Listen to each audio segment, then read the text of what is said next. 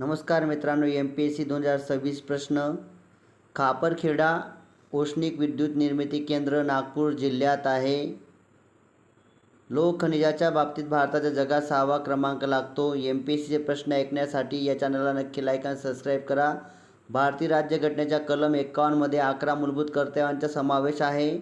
अंदाज समितीची स्थापना 1950 मध्ये करण्यात आली. राष्ट्रपती राजवट कलम 356 व 365 नुसार लावली जाते.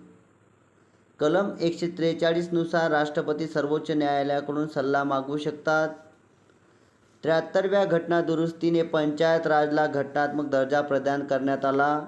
42व्या घटना दुरुस्तीने धर्मनिरपेक्ष शब्द जोडला गेला. कांडला हे भारताच्या पश्चिम किनारपट्टीवरील प्रमुख बंदर आहे. प्रार्थना समाजाने सुबोध पत्रिका सुरू केली.